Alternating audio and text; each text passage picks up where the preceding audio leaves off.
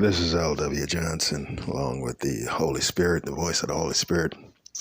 And today we're coming to you with necessarily a new series, but this one is actually part one of a number of series that we're going to be doing regarding billionaires. And the title of this today is Where Do Billionaires Come From? Now, a lot of people are enamored and they are just over the moon with billionaires. But there's a lot of things about billionaires that a lot of people don't necessarily know. I mean, you see them and you see the money and you see what they own, you see the businesses that they own, but how did they get there? So Holy Spirit and I, we're actually going to be shedding some light on billionaires, but the point that we're moving towards is God's system, and it's going to make sense in a little bit, so just stay with us, okay? Now, when you call out the names of the billionaires,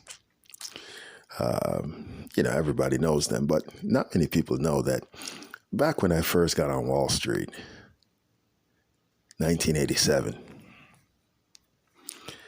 there was a handful, literally a handful of billionaires. Pretty much everybody had millions. You know, the guys that were on the Forbes 400 list, which I would cold call. I mean, if you guys ever saw the movie Wall Street, you know, when Charlie Sheen's cold calling all the whales, that's what I did. That's what, most of the guys who wanted to be in that spot did. You know, they would cold call the billionaires. And, I called the Trumps, I called the Pritzkers, I called, all of the names on the list. And for the most part, to get on the Forbes 400 list, you needed around $300 million,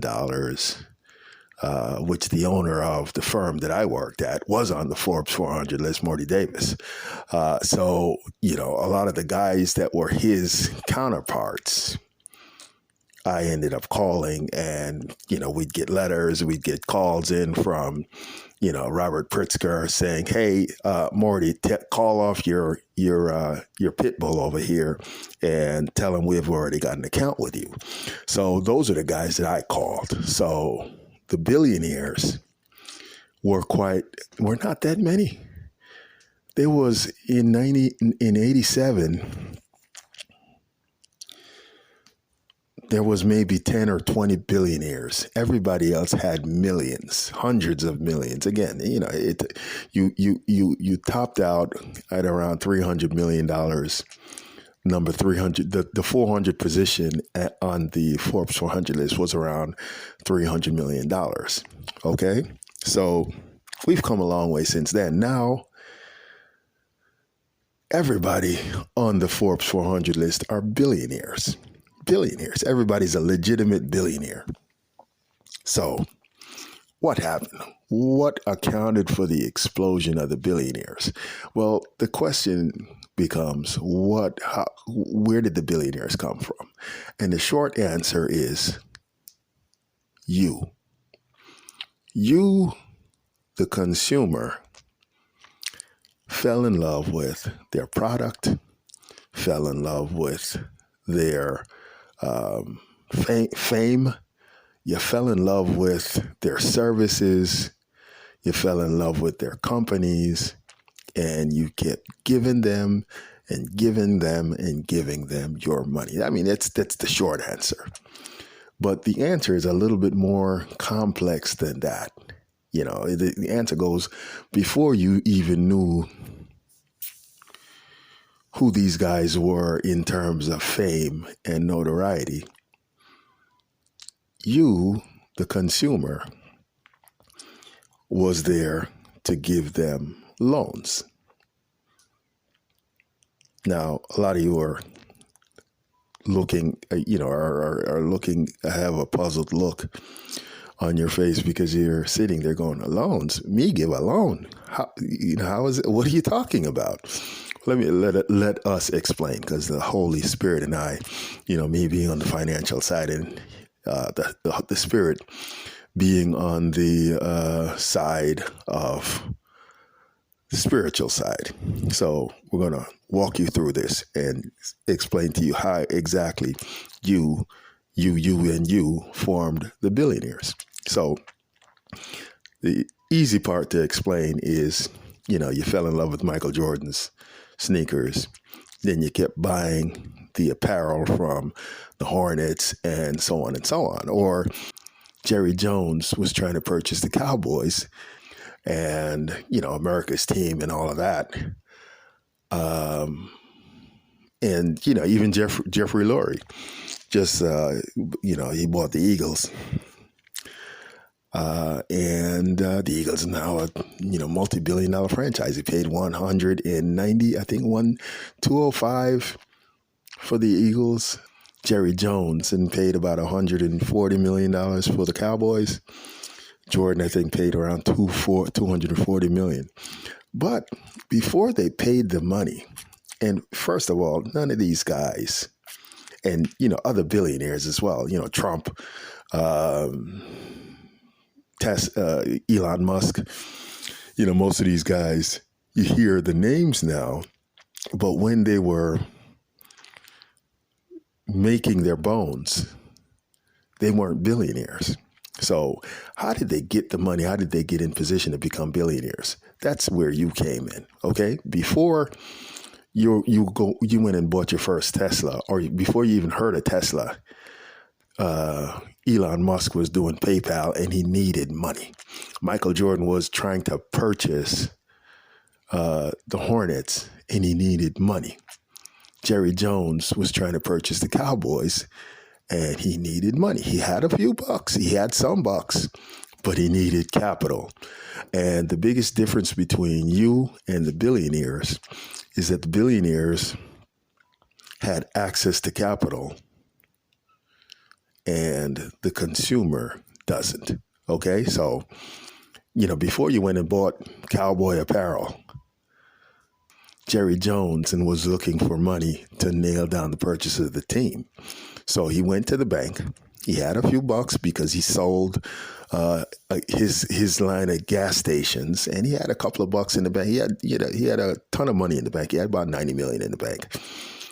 But he didn't have billions. And so he needed more to bridge the gap to buy the Cowboys. Same for Jeffrey Lurie. He had about $5 million and he had to borrow roughly about $195 million in order to purchase the team, the Eagles. And same for Jordan. Jordan put up from his Nike partnership, he put up somewhere around, I believe it was $20 million to purchase the Hornets for $240 million, and he borrowed the rest of the money. So how do you fit in? How does the consumer fit in? Well, here's how the consumer fits in. The system of banking that we're doing right now, currently right now, goes back to centuries to the Bible back in Jeremiah. And in Jeremiah, if you recall,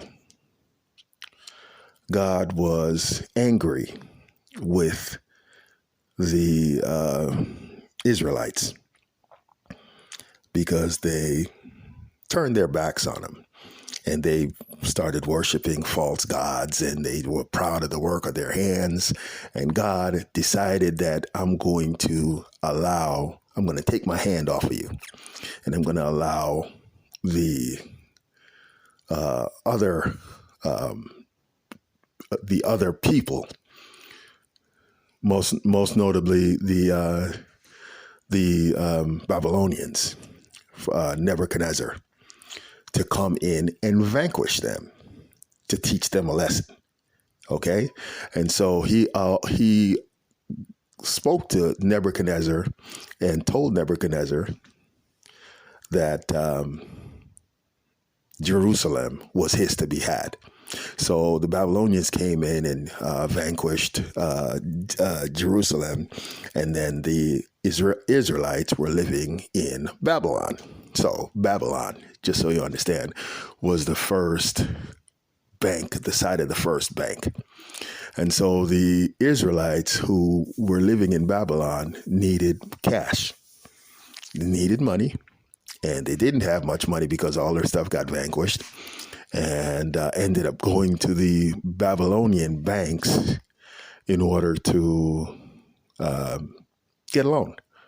So the banking system that we're in right now dates from that date, and a lot of the farmers would get loans in order to buy seed and crops, so they could kickstart their farms, and they got foreclosed on, and the same thing happening today.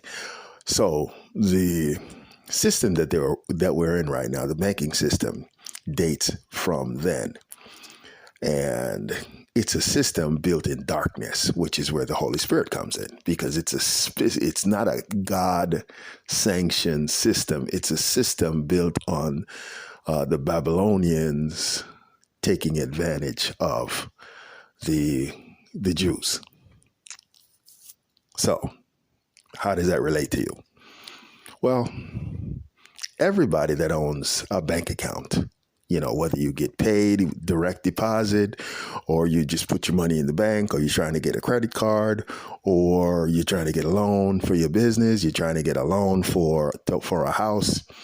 Everybody today has a debit card, has access to the bank, and most of you deposit your paycheck or your savings or your 401k or your IRA, whatever it is that you have, whether you have stocks, whether you don't have stocks, whether you got $10 in the bank, most people deposit their money in the bank.